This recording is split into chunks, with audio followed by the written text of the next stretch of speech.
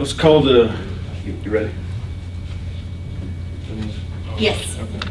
Call the meeting July 6th, 2015, Delaware County Commissioners to order. Everyone stand for the pledge, please. I pledge allegiance to the flag of the United States of America and to the republic for which it stands, one nation, under God, indivisible, with liberty and justice for all.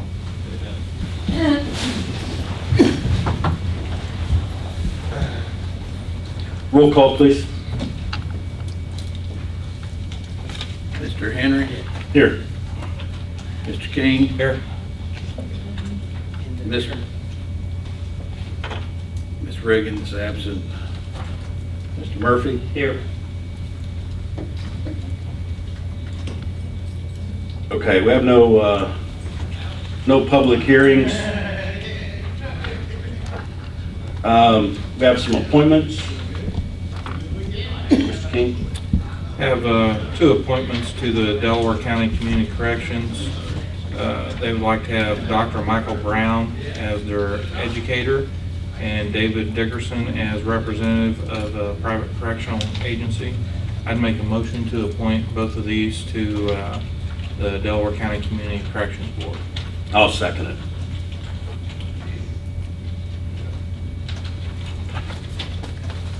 Roll call.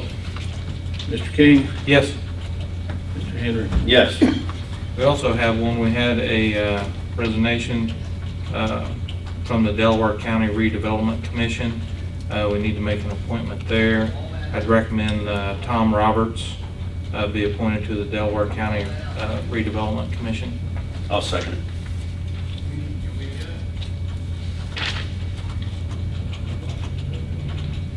Roll call, please. Mr. Henry, Yes. Mr. King, Yes. And that'll be for the appointments. Approval of minutes, July 15th, 2015. I'll make a motion to approve June 15th meeting minutes. I'll second it. Roll call. Mr. Henry, Yes. Mr. King, Yes. Presentation to the commissioners, Mr. Bookout. Mr. Vice President, Commissioner King, thank you for the opportunity to present to you this morning. I'm Brad Bookout with Augusta Consulting. Augusta has now been on task for a little over 3 weeks, working on new business attraction and expansion and retention of existing companies in the county. I'm happy to report to you today that we've contacted over 40 different companies in the last 3 weeks concerning their plans in the county or plans possibly to move to the county. I can tell you that a lot of these folks that we contacted in the county were ecstatic that we contacted them. We've made contacts with companies in Albany, Gaston, Daleville, Yorktown, Selma, and we're focusing on a couple companies in Eaton this week. I can't mention the names of the companies. Of course, they don't want all of their plans aired in a public meeting, but I did want to give you an update today of some of the projects that we're working on. There is one large expansion in Daleville that we're working with now, possible second company that exists there now that is working on an expansion as well. We do have a company from Illinois, small company, just a 10-employee company, but they've requested us to show them sites in Delaware County, so we're working on that now. We have another company on north of Muncie that has about 20 employees right now, looking at spending around $100,000 in new machinery. We'll add 4 new employees. We'll be working with them on a tax abatement. We have reached out to a couple companies in Park 1 who have suppliers that they would like to introduce us to their suppliers for possible expansions in Park 1. There is a warehouse project that I'd like to keep close, but a large warehouse is considering being constructed. We're assisting that company now. That would go in one of the small towns in Delaware County. There's another company from one of our small towns that's moving into another space in Muncie now. They're moving into around 100,000 square foot space. So that's a large expansion that is happening now. There are 17 other companies that we've made contact with outside of Delaware County that we're working with back and forth to help them with their expansion plans. We have made contact with the state of Indiana, the economic development folks from the state. They are scheduled this week to visit 2 companies in Delaware County this week to talk about state assistance with plans, and things have gone really well. I'm really happy with our progress. I'm really happy with where we're at. I've provided you with the list of the companies that we've reached out to. I ask you that you keep the names of the companies confidential until such time as they actually ask for a economic incentive from our county, if they ask for any at all. So I thank you for the opportunity. Happy to answer any questions that you may have on the work that we've done so far. Brad, like we discussed, we'll look sometime in August, the company from New York that would like us to come and visit. They're making ballistic vests for police and also military, and also they're designing shotguns. And that individual, he'll get back with me with dates that we can go visit with him. So. That's great. That's great. So I appreciate the opportunity. We now have, when this was first set up and organized, we did not have a staff to handle all of this. I'm happy to say that the staff is now in place. Everybody's working. They've made a lot of progress really quickly. And I thank you for your support and continued interest in expansion of companies in Delaware County. Doing a good job, Brad. Yeah. Thanks, guys. Yeah. All right. Thanks, Brad. Anybody else with any presentation to the commissioners? Contracts and agreements for approval. We have the inmate health service and inmate telephone service system agreements. Good morning, Lieutenant Justice with the Sheriff's Department. I have the 2 contracts. The first contract for the medical services for the jail. The original, or the medical company that we were with at the beginning of the year, there had been some issues with them, and they had submitted a price increase to us last year after we had already submitted budgets for a 4.2% increase for this year, which I discussed with the sheriff, and we were not willing to agree to because there had been issues with some of the things that they had agreed to in their contract. At that same time, we had also had representatives from Advanced Correctional Healthcare that had approached us and asked to if they would be able to submit a contract that they felt that they could provide us with better quality service at an equal or lesser amount than what we were going to be paying. This year would have cost us, because of the increase with the prior company, which I had agreed to pay with county council, that we would come up with the funds for, was going to be an additional $15,000 for this year, and then each year consecutive going into the contract. I was able to negotiate that same type of a deal down with Advanced to 2.2% increase per year, but I told them that I wanted the contract set up so that it did not affect our budgets anytime between now and the end of the next term, which was December 31st of 2018. So they agreed to that. So in this contract, it is slightly higher than the contract we had with the other company, but that is because of the built-in increase. And it is going to be substantially lower than what it was before. So again, I've built it into the budget for next year, but if it's something that the county council doesn't feel that they can meet, again, I will try to meet that difference out of the inmate medical copay funds to cover those costs. But this company offers us not only better service and has agreed to do all of our training, they provide a better benefits package for the nurses, which we had a hard time with before with both of the companies we had prior. So the nurses are now getting better benefits, better pay, and better insurance through the company that we are with. In addition to that, they have a cost purchasing program, which I have John Masella, who is here from Advanced. I'm going to let him explain that a little bit to you. This is included for everyone that's associated with the county, regardless what department they're in. We can all participate in this as a cost savings to help the county out, but I'll have him explain a little bit more. John? Good morning. Thank you for the opportunity to be in front of the the group today. My name is John Masello with Advanced Correctional Healthcare. We have access through our contract with Premier. Premier is the largest buying group in the United States. All the hospitals in the area belong to buying groups, so they aggregate their savings. So through our contract, we give access to not only the jail, but all the county entities to any of those Premier contracts. So for example, we'll start at some of the lower ends. So I'm saying maybe some disposable items like toilet paper.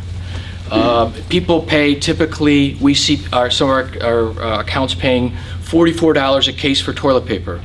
In this instance, people get it down to just over $30 a case. Examination gloves. Now, examination gloves are used in the, typically, Terry and her team use those gloves when they're working with the inmates. They're also used for cell searches.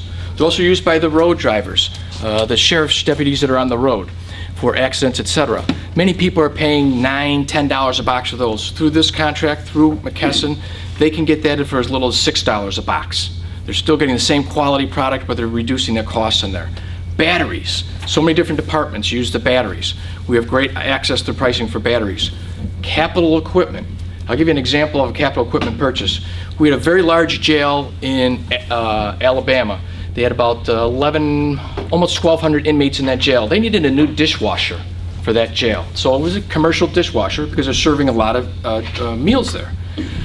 Through the Premier contract, they were able to save over $250,000 in capital equipment. Now, there's no way we can promise that for you, for your county, but you have access to this. It's totally voluntary. It's at no additional cost to you. It's what we offer. So just a couple things. If you're looking for anything, we've got an expense analyst, Mike Coffey, whose responsibility is to source these items for our accounts to make sure that they're getting the best value that they can. Sometimes we can help you out. Sometimes you're getting a better deal. But the fact of the matter is often we're able to come up with a nice program that can help you save money and allocate your resources to other areas. Any questions? Thank you. Thank you, sir. Steve, you was able to look over the contract. I did, and I did notice the training component, which was new and different from the previous contract, and I do approve this contract. We can get out of it on 30 days' notice if we need to, or if we don't need to. Make a motion to approve the agreement for the provisions of the inmate health service. I'll second it. Roll call, please. Mr. King, Yes. Mr. Henry, Yes.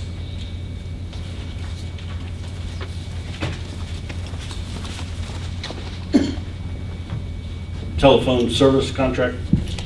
The telephone service contract has been long in coming. We've been looking at this for over a year.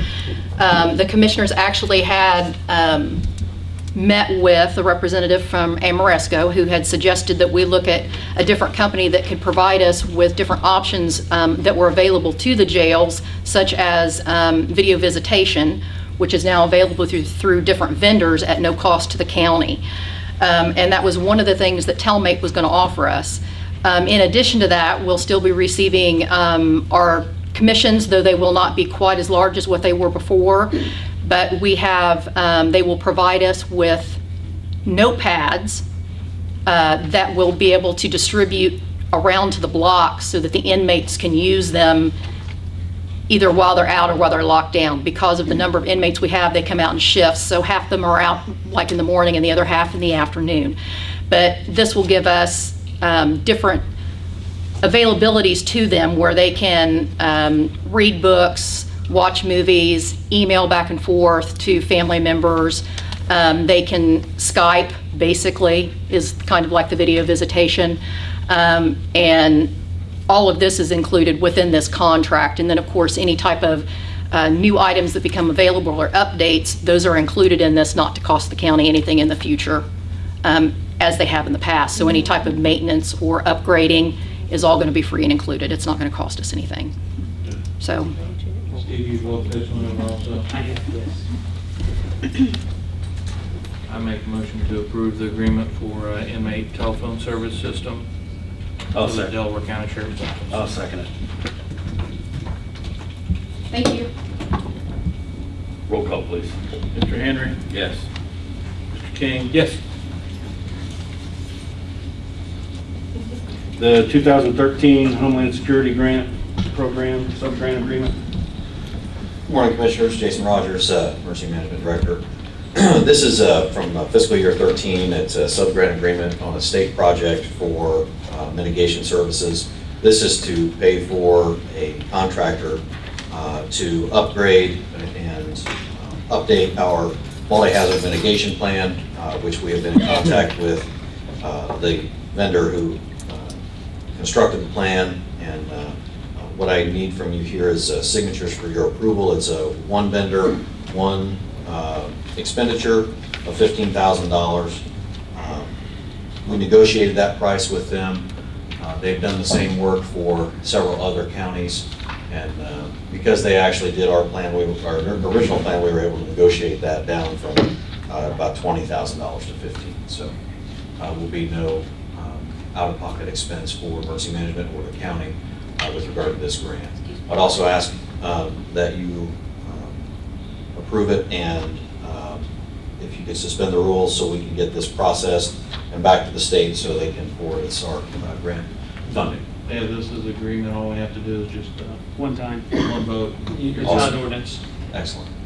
There's no ordinance. No. There should be. There's one. There wasn't one. Yeah, there's I- always I- got to be with the grant. Because it's a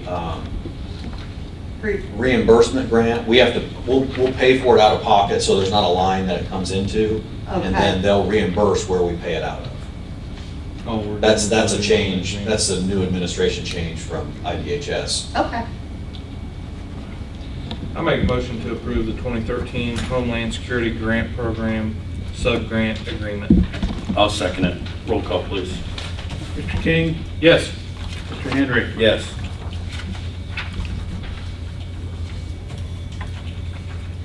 And if you want me to go over the ambulance billing, I can do that now, or I can wait. That's fine, go ahead. Okay, this is the month-end report from 6:30 to 7/1, and we have a accounts receivable payment of $281,140.82. Our write-offs are $404,072.33. We have a total balance forward of $1,336,848. $1,336,848.72. And Denise, I'll have a copy of the figures for you. Okay, The thank you. requested write-offs of the $404,072.33. Make a motion to approve the write-offs on the out vehicles. Roll call. Mr. Henry. Yes. Mr. King. Yes.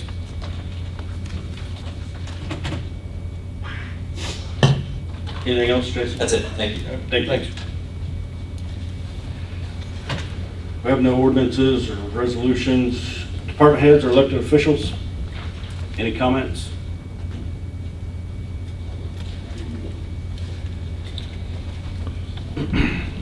Hi, Candace Kent, Delaware County Soil and Water Conservation District.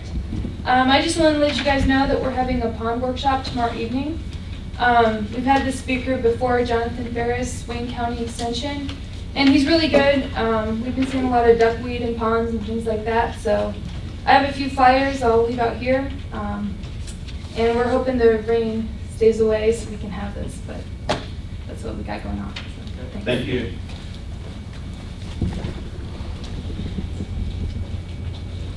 We know we're on countdown for the fair. It's coming together. We've had some challenges this year, but I think we've met those challenges. A good thing I want to report on, and it's a secret, so shh, don't anybody tell. The FFA building that was out there, Delaware community has abandoned that. So we painted the roof, we've taken the sides off, put up a picket fence around it. We're going to put picnic tables in it for a shelter. But tomorrow night, it will be dedicated to John Wright.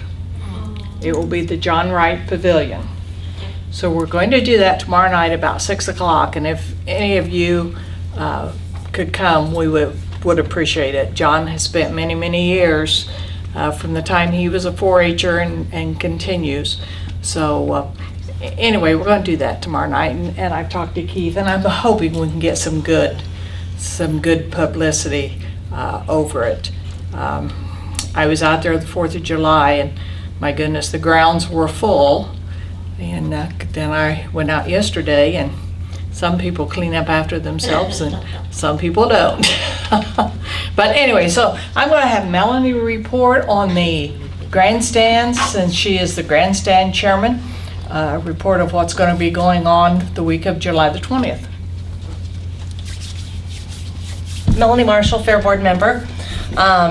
Of course, we start with 4-H activities the week before, and then on Saturday the 18th, we're excited to have our horse and pony pull back with the draft horses and the small ponies, and Donna Patterson coordinates all of that and works really hard on it. Sunday we have motocross. That's always a great day. They come out, they start riding at 9 o'clock in the morning. We start competing at 4. Lots, all ages, from the little ones on the quads to the 50 and above.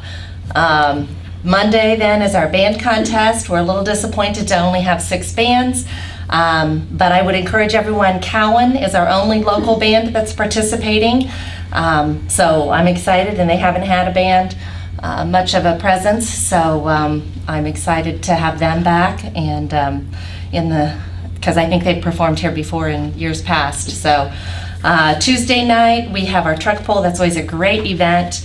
Bring a lot of trucks from a lot of different states. Wednesday night is our demolition derby, and we've had a couple of different promoters this year. We're going local. They've formed a Delaware County Derby Committee, so it's a bunch of locals that are putting that together, so I think that'll be great, and we want to get all the local people involved. Thursday night, new event, Mud Bog, and some of us traveled down to Richmond to the Wayne County Fair a week ago, and worked with them, watched what they did, because they've done it for a few years. They're going to come up and help us our first year get that going and make sure that we've got things laid out the way they need to be. So that should be an exciting, fun event. Friday night, we've got something new. We've got monster trucks. We're working with a company, Solution Action Sports, and the gentleman that we're working with is a local, Justin Harden, and his parents had Harden's Bike Shop.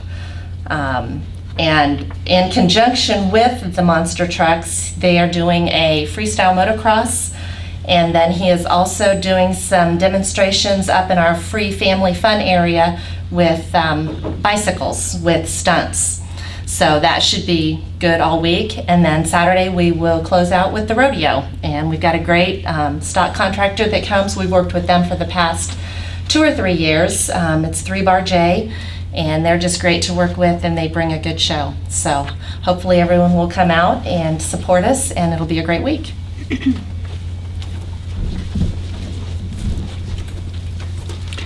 I do want to give a special thank you to Shannon. We had 2 Saturday work sessions. The first Saturday it rained, but we still painted the lower part of the poles and the camping posts, so we did that. And then the second Saturday we took the sheet metal off of the building, and at one point Shannon's life was in my hands.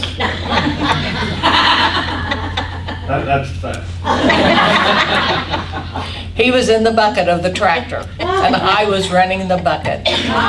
So his life was literally in my hands. But we do thank you, Shannon, because Well, I thank you guys. You guys are a very hardworking group, and I encourage anytime there's a work day and anyone wants to get involved out there at the fairgrounds, go out there, but be prepared, because them people work. They'll wear you out. So thank you. Thank you for all you do. Pam needs to report on her fair. Kim Flip from the IT. Just want to let you know that the wireless project got completed a week ago.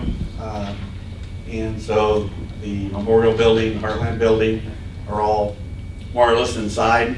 The campus is wireless outside. And the main building and the maintenance building are connected. So we communicate back and forth, get emails. So that project is done, and it went out and tested it last week. Okay. Good. Thank you. Thanks, Jim. I guess I have to report on the pageant. This year was the biggest pageant we've ever had. 21 girls. It was awesome. We had 500 chairs set up and every chair was full. And I want to thank the commissioners for helping me, Commissioner James and Shannon for helping me support the girls and support the pageant and support the fair. It was totally awesome. And without your support and the support of the community, we could not have what we have. So I thank you. Thank you. I've never been to a Fair Queen pageant before, but it was impressive. I must say. Thank you. Thank you. It's very nice. Thank you. Thanks. Anybody else, department heads, elected officials? We have a weights and measures monthly and annual report, but I don't see Mr. Brandon in here. Move on, payment of claims. I make a motion that we make the payment of claims in the amount of $3,659,118.50. I'll second it. Roll call, please. Mr. King, Yes. Mr. Henry. Yes. Questions, comments? Anybody? Yes, sir.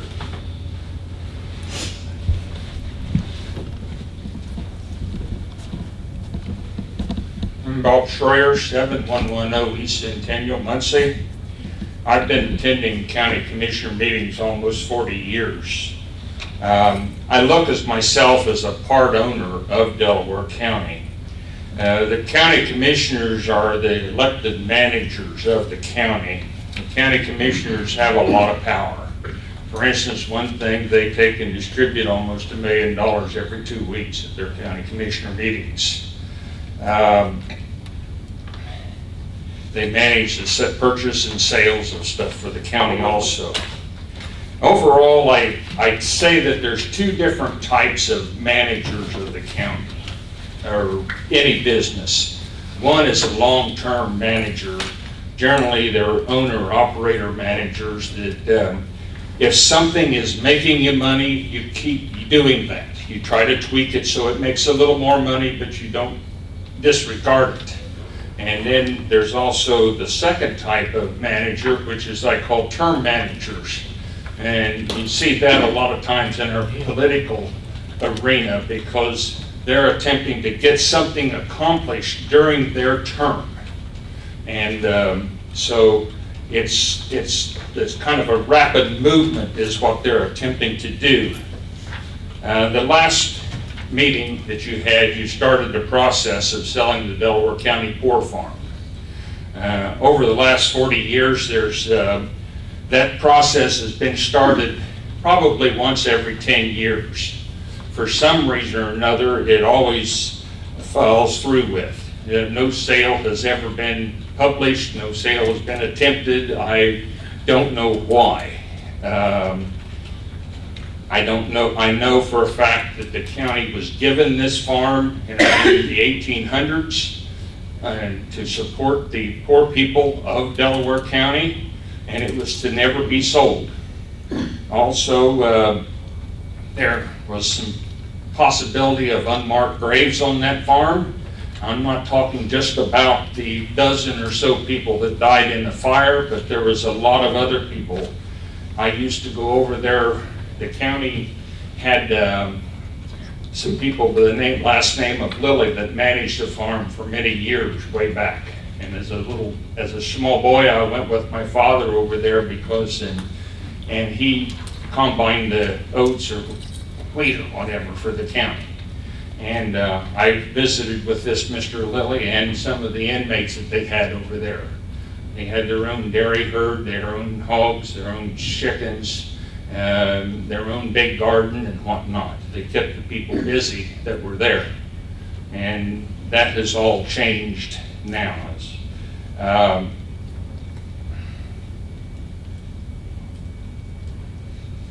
I don't know if the state will agree with you selling all the property also. If it's sold, it will generate some money very quickly. But the money will be gone very quickly also. biggest comment that I've had is the reason for the sale of it and the keeping of the property along Highway 32 is to put a new jail there. As being the largest property owner adjoining that, I am not opposed to a jail being put there. But I am being opposed to the county selling the property for that purpose, because the money that you get from this sale will only pay for a security fence around the outside of it and the architect drawing for a jail and possibly a little bit of groundwork. The rest of it will have to be bonded or something or another to be able to build the jail. The way to generate the money, this farm generates money yearly from farmers farming the ground. As long as you keep politics out of the bidding process, you're going to have a lot of good farmers that'll come and farm that farm. The other way to generate, due to the fact that the commissioners have a lot of power, another way for this farm to generate money is there is already 15,000 acres in Delaware County leased to the windmill companies. There is room on this farm for 2 more windmills. You already have 2 large cell towers and a tower on there for the Highway Department communication. Nobody seems to pay attention to those. I don't see why they would pay attention to the windmills either. The county could get direct payment from the 2 windmills on the property themselves, and then they would also collect a lot of money from the property taxes of the windmills being here. I'd like to thank you for your time. Thank you. Thank you. Anyone else? I'll make a motion to recess. I'll second it.